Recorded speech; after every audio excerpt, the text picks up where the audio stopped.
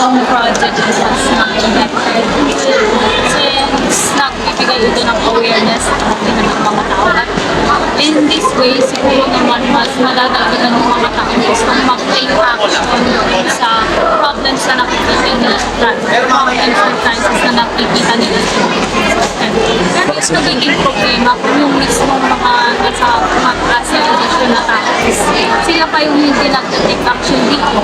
Siguro yung mga tao naman isipin na lang, bakit naman ako gagawa ng initiatives kung yung mismong nasa taas hindi naman sila gumagawa ng action. So I think it takes a collective Effort.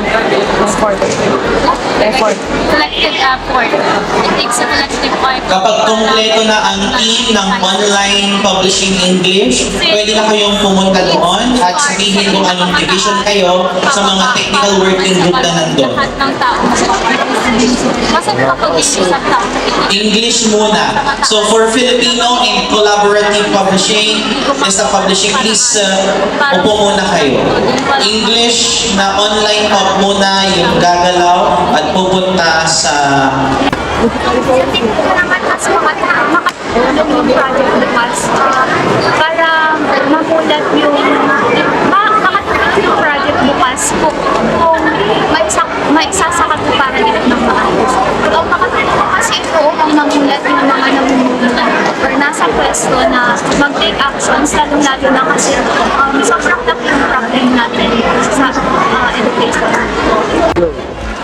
Para sa akin, makakatulong ang project bukas kasi ang goal po nito ay ma-utilize ang data na ibinibigay ng EDCO, specifically or DepEd, na maibigay or maipaalam sa mga nasa posisyon.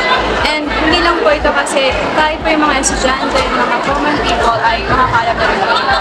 And this will greatly affect the learning pieces positively kasi this will push the higher ups na mag-take actions and mag-lunsad din siguro ng mga programs para ma-solve ang learning pieces sa bansa.